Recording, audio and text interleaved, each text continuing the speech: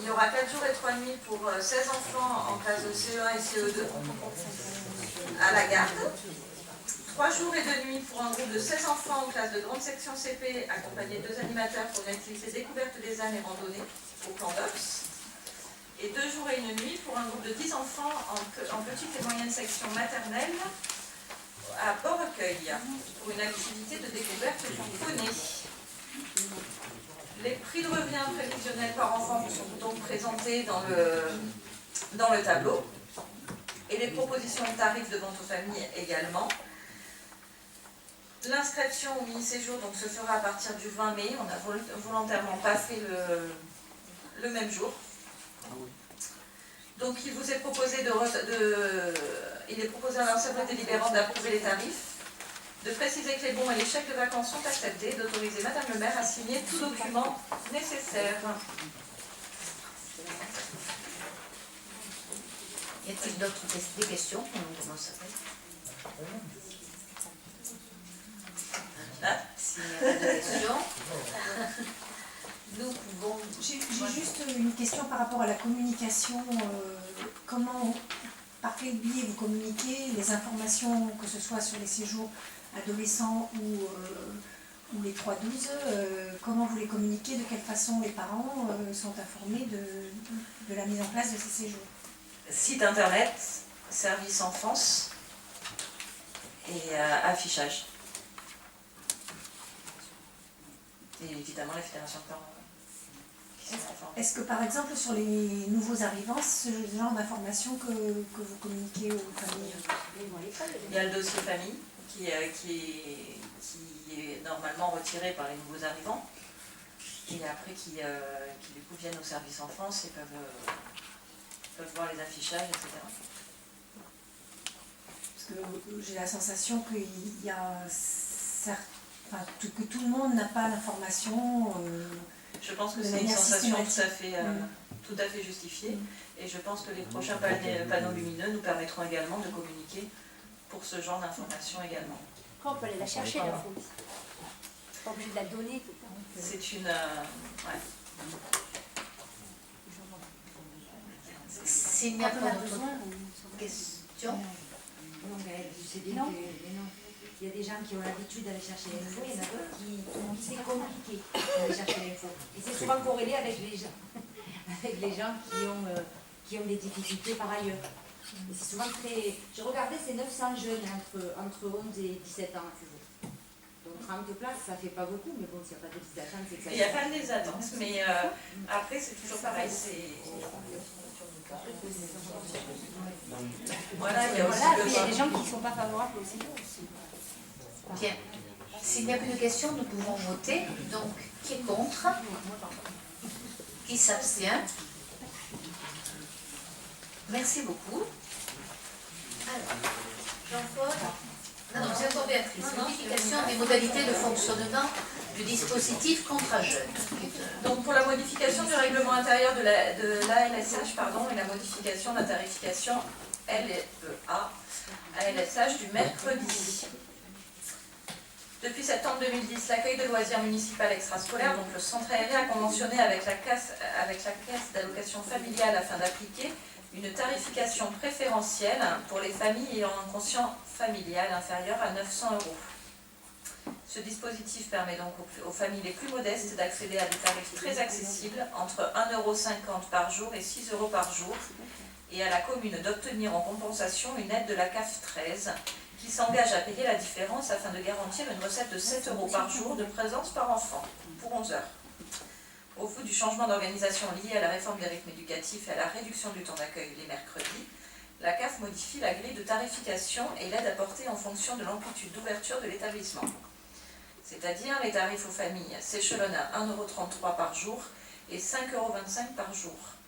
La CAF s'engage à payer la différence pour garantir une recette de 6,09 € par jour de présence par enfant. Pour les vacances scolaires, la tarification aux familles et l'aide de la CAF restent inchangées. Il convient donc de modifier le règlement intérieur de la LSH afin d'y insérer cette disposition tarifaire pour les familles ainsi qu'un QF inférieur ou égal à 900 €. Il est proposé à l'Assemblée délibérante de modifier le règlement intérieur de la LSH et d'autoriser Madame le maire à signer le règlement intérieur de la LSH modifié. Y a-t-il des questions? Oui, est-ce que vous avez une idée du volume de familles ou dans le nombre d'enfants qui profitent aujourd'hui de ce dispositif? C'est 60. 60 ans. Sur ce compte? Oui. D'accord. 60 enfants, famille. Famille. Famille ou enfant? Famille, pardon, excusez-moi. Famille. Oui, non, c'est 60. Ouais, c'est très bien. J'étais pas enceinte. C'est plus d'enfants. Je suis restée sur le 111.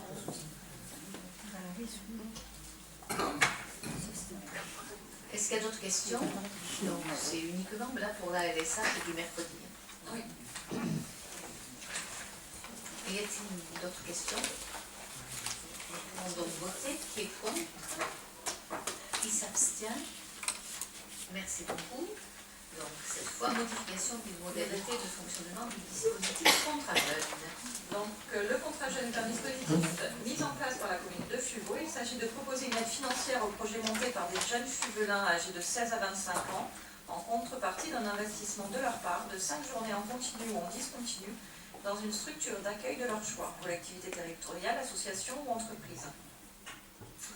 Ce dispositif a pour objectif de permettre une implication du jeune dans sa vie de la commune, de lui apporter la notion de contrat, d'engagement, d'investissement comme monnaie d'échange à un financement et lui donne une première occasion, souvent, d'effectuer des démarches en autonomie.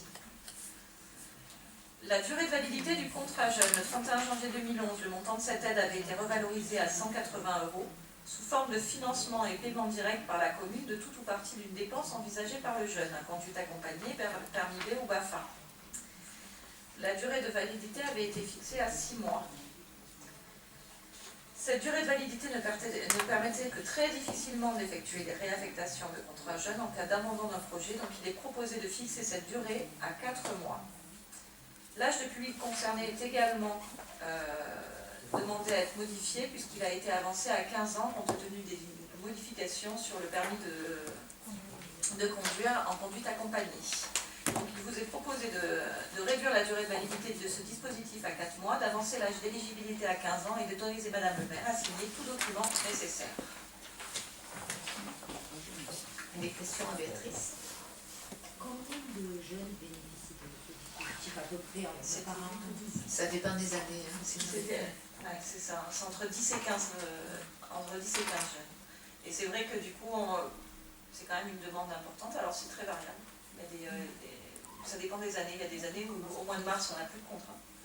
Il y a des années où en septembre, octobre, on en a encore. Simplement, il y avait des fois des contrats qui étaient signés même en début d'année et qui du coup, comme on avait mis une durée de validité de 6 mois, si le jeune abandonnait en cours d'année son projet, au final, on n'avait pas le temps de se retourner pour en faire profiter un autre jeune.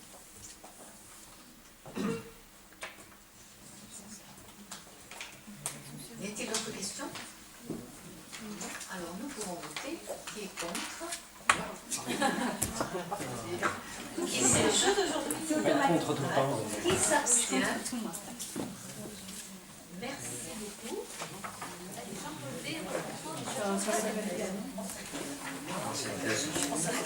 Donc il s'agit effectivement d'une déclaration de principe à la demande du trésorier qui concerne donc les recrutements des agents vacataires et qui donne la possibilité aux collectivités territoriales de recruter des vacataires. Donc vous avez différentes modalités auxquelles sont soumis ces agents vacataires. Donc c'est essentiellement des vacataires en direction des activités périscolaires et comme le ALSH ou bien les jobs d'été. Et puis donc il convient de préciser que les personnes recrutées ne travailleront qu'en cas de besoin, bien sûr, et sur demande expresse du maire. Donc il est proposé à l'Assemblée délibérante d'autoriser Madame le maire à recruter les vacataires dans les conditions fixées ci-dessus, que je vous laisse donc à votre lecture, de dire que les vacataires devront avoir le niveau d'études correspondant au diplôme ou titre permettant l'accès aux différentes vacations, et de dire que les crédits nécessaires à la rémunération et aux charges sociales des agents vacataires seront inscrits au budget. Y a-t-il des questions? Vous disiez que c'était la demande du trésorier? Oui, oui, c'est une délit de principe. Et si on ne la fait pas, il se passe quoi? Jusqu'à maintenant, nous ne l'avions pas et nous les payons quand même. Voilà. Donc, elle demande cette délibération On a pour déjà la eu juste. ça un peu la dernière fois en disant Nous sommes dans les clous. Voilà, c'est pour la juste. Voilà. ça donne le sentiment qu'il n'y avait aucun vacataire avant et que le fait de passer ça, tout d'un coup, on se met à employer des vacataires. La question de la volumétrie du nombre de vacataires aujourd'hui sur FUBO, vous êtes capable de dire?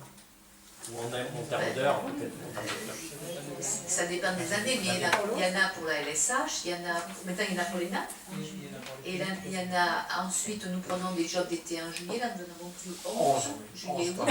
Pour l'été prochain. Voilà, 11 jeunes pour un job d'été. Et puis voilà, c'est tout. Mais à la LSH et au NAP, il y en a. Oui, c'est pas dans l'été. Oui, il y a beaucoup de jeunes qui travaillent que le mois de juillet à la LSH. Ça serait possible d'avoir juste la volumétrie du nombre de vacataires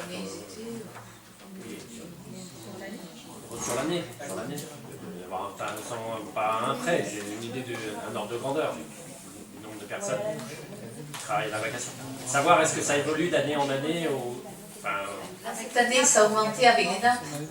Mais par contre, les jobs d'été, cette année, on en aura beaucoup moins que l'année dernière.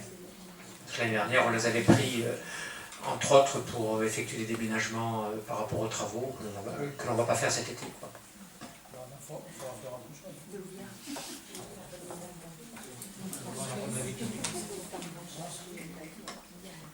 Y a-t-il d'autres questions? Juste une remarque, moi j'ai une position de principe contre ce type d'emploi où on n'a droit à rien, juste à se faire mal payer, donc je voterai contre, mais par principe, oui, je Mais ce sont pas, non, moi je suis obligé de vous reprendre, ce ne sont pas des travaux mal payés, ce sont des jeunes qui sont souvent étudiants ou lycéens, Voilà. qui sont très contents d'être payés un demi-SMIC, puisqu'ils font une quinzaine de travail par mois. Moi je trouve que non, là, ils sont pas, c'est pas mal payé. Hein.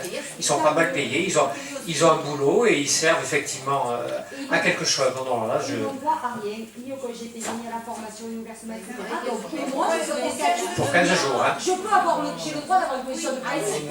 Merci. Donc j'ai comme position de principe de refuser ce type de contrat. Oui, c'est pas, ça n'a rien à voir avec vous, avec les étudiants. Mais c'est une position de principe. Voilà, c'est tout. Et je voulais vous expliquer pourquoi je voterai contre. Pas déclencher de polémique. Merci. La question qui serait intéressante, c'est de voir s'il y a des emplois de vacataires qui remplacent des emplois statutaires et qui pourraient, globalement, c'est ça. Ou bien est-ce que ça correspond à le fait de venir compenser quelque chose? C'est pour des besoins ponctuels, vous avez bien compris. Les jobs d'été, c'est quand les services techniques sont en congé, voilà, des choses Quand comme une ça. personne est à l'accueil, est en congé, donc le job d'été vient remplacer. Donc c'est Ils sont vraiment... contents de le faire. Bon, s'il n'y a plus de questions, nous pourrons passer au vote. Donc, qui est contre? Qui s'abstient? Merci beaucoup. Et convention de mise à disposition d'un fonctionnaire territorial entre la commune de Fubot et la commune de Gréas. Alors cette délibération est intéressante parce qu'elle met en évidence un peu les bonnes relations que nous avons avec les communes voisines, dont la commune de Gréasque, et puis d'une part, et d'autre part, elle met aussi en relation la grande qualité de bon nombre de nos agents, très bonne qualité professionnelle de nos agents effectivement en mairie, puisque les communes voisines nous les demandent. Et donc là, il s'agit de notre cadre de service des finances qui est allé dépanner pendant quelques heures donc la mairie de Gréasque en termes de comptabilité, il y a quelques jours. Donc à hauteur de 33 heures exactement, ce qui représente une mise à disposition et donc un coût de 766 €. Donc il est proposé à l'Assemblée délibérante d'autoriser Madame le maire à signer la convention de mise à disposition d'un agent municipal auprès de la commune de Gréasque et d'encaisser le remboursement de cette mise à disposition au compte 70 878 du budget général de la commune. Moi j'ajoute juste un petit truc, c'est que au niveau de Bon-Recueil, on fait ça depuis pas mal d'années, hein, et on va faire ça aussi avec Châteauneuf-le-Rouge pour d'autres missions au niveau des techniques. Voilà.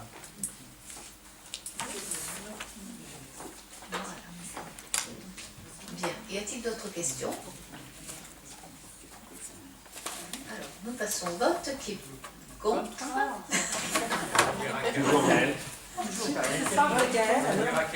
De nouveau. Qui s'abstient? Merci beaucoup. Et bonne soirée à tous. Là, j'ai basculé, mais je n'aurais pas encore dit.